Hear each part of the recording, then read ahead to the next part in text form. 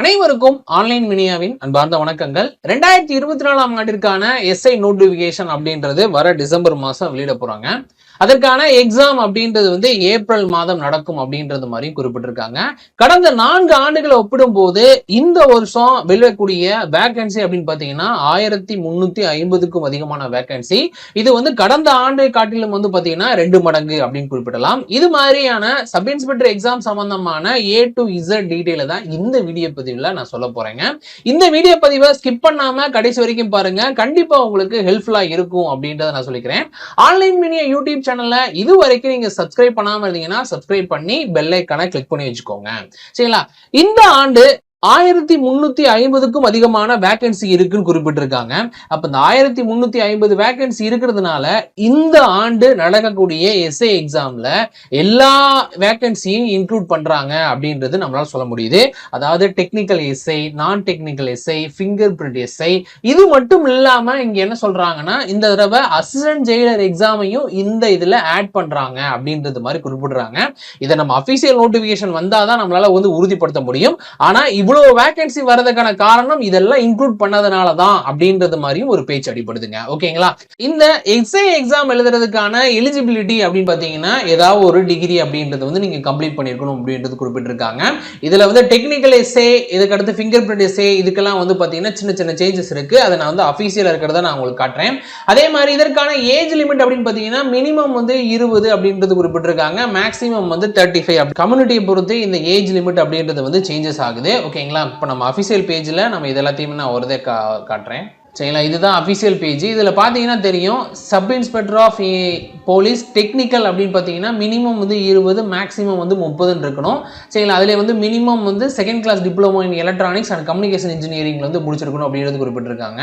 சரிங்களா? அதுக்கடுத்து சப் இன்ஸ்பெக்டரில் வந்து ஃபிங்கர் பிரிண்ட் எஸ்ஐயா இருந்தீங்க அப்படின்னா 20லேருந்து 30 மினிமமாக இருக்கணும். Degree in science from any university R institution அப்படின்றது மாதிரி குறிப்பிட்டிருக்காங்க. அப்போ சயின்ஸ் டிகிரி முடிச்சவங்களுக்கு தான் இங்கே வந்து எலிஜிபிளாக இருப்பாங்க அப்படின்றது குறிப்பிடுறாங்க.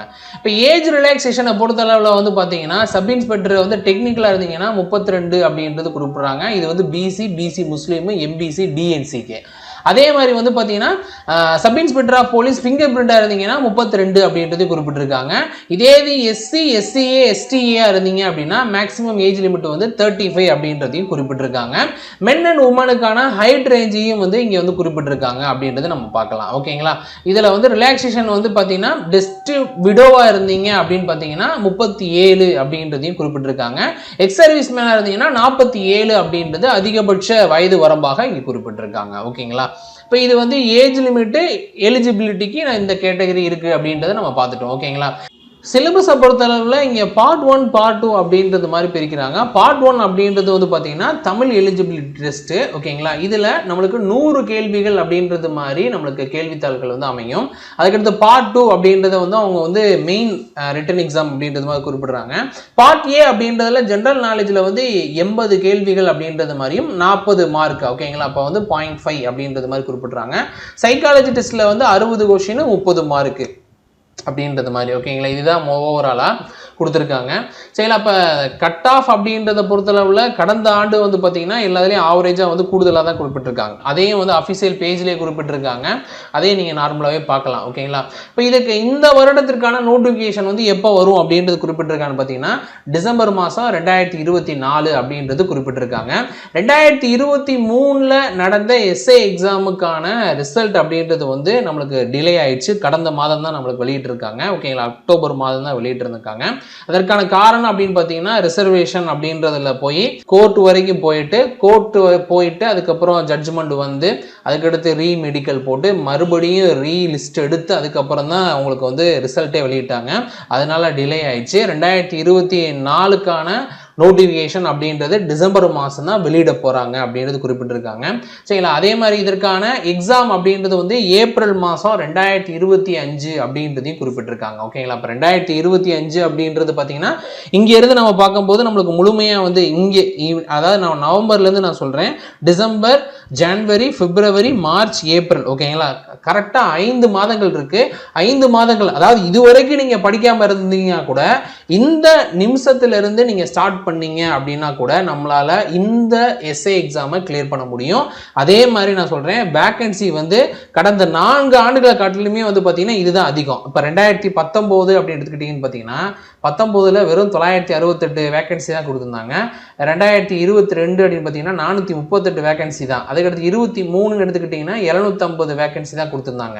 இப்போ 2024 தான் வந்து விட்டோன்னா 1350 அப்படின்னு குறிப்பிட்டிருக்காங்க. இன்னும் கூடுதலாக வரும் அப்படின்றது மாதிரியும் சொல்லியிருக்காங்க. அப்போ நம்ம இந்த அளவுக்கு நம்மளுக்கு வேகன்சி வரும்னா அதை நம்ம தாராளமாக பயன்படுத்திக்கலாம் அப்படின்னு சொல்கிறேன். சில டிஎன்பிசி குரூப் 4 எக்ஸாம் ப்ரிப்பேர் பண்ணிக்கிட்டு இருக்கக்கூடிய மாணவர்களும் நீங்கள் எஸ்ஐ எக்ஸாமுக்கு ப்ரிப்பேர் பண்ணலாம். அதுக்கான ஃபிசிக்கல் ஆட்டிடியூட் உங்களுக்கு கண்டிப்பாக இருக்குது.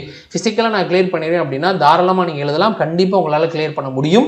கொஸ்டினுடைய தரம் வந்து பார்த்தீங்கன்னா நார்மலாக தான் இருக்கும். ஈஸியாக இது பண்ணிடலாம். சைக்காலஜியில் மட்டும் கொஞ்சம் நீங்கள் கான்சென்ட்ரேட் பண்ணீங்கன்னா கண்டிப்பாக உங்களாலையும் கிளியர் பண்ண முடியும் அப்படின்றதையும் நான் சொல்லிக்கிறேங்க. சரி, இந்த அளவுக்கு வேகன்சி இருக்கிறதுனால இதை தாராளமாக நீங்கள் பயன்படுத்திக்கோங்க அப்படின்றத நான் சொல்லிக்கிறேன். ஓகேங்களா? ஒரு நார்மலான விஷயம் தான். அப்போ நம்ம வந்து இப்போ ரிட்டனுக்கு நம்ம படிக்கிறோம் அப்படின்னா அட் த சேம் டைமில் ஃபிசிக்கலுக்கும் நம்ம தயாராகிறது நல்லது தான். ஓகேங்களா? எல்லாமே நான் வந்து ரிட்டன் முடிச்சதுக்கு அப்புறம் தான் ஃபிசிக்கல் தொடுவேன் அப்படின்னா அது ரொம்ப இதாக இருக்கும். சின்ன சின்ன டச்சப்போ வச்சுக்கிட்டலாம். ஓகேங்களா? Long jump, high jump, running, இந்த மாதிரி விஷயத்தை வந்து நீங்கள் டெய்லி ருட்டீனாக உங்களுக்கு கொண்டு வந்தீங்க அப்படின்னா தாராளமாக இந்த இதில் வந்து பார்த்தீங்கன்னா நீங்கள் ஈஸியாக நீங்கள் செலக்ட் ஆகிடுவீங்க அப்படின்றத மட்டும் நான் சொல்லிக்கிறேன். சில இந்த வேகன்சி கொஞ்சம் அதிகம் தான். அதனால் இந்த வேகன்சியை வந்து பயன்படுத்திக்கிட்டு இந்த காவல்துறையில் வந்து நான் போகணும் அப்படின்னு ஆசைப்படுறவங்களுக்கு ஒரு வாய்ப்பாக இருக்கும் அப்படின்னு சொல்கிறேன். அதே மாதிரி இந்த தடவை டெக்னிக்கலு, ஃபிங்கர் பிரிண்ட்டு, அதுக்கடுத்து அசிஸ்டன்ட் ஜெயிலு இதெல்லாம் ஆட் பண்ணுறேன்னு சொல்கிறாங்க. இந்த குறிப்பிட்ட டிவிஷனில் போகணும்னு யாரெல்லாம் ஆசைப்படுறீங்களோ அவங்கெல்லாம் இப்பயாவது நீங்கள் அதற்கான ஸ்டடியை ஆரம்பிச்சிங்க அப்படின்னா தாராளமாக இந்த எஸ்ஏ எக்ஸாமை நம்மளால் கிளியர் பண்ண முடியும் அப்படின்றத மட்டும் நான் சொல்லிக்கிறேன். மற்றொரு வீடியோ பதிவில் உங்களை நான் மீட் பண்ணுறேங்க. அது வரைக்கும் உங்ககிட்ட இருந்து விடைபெறுகிறேன். நன்றி, வணக்கங்கள்.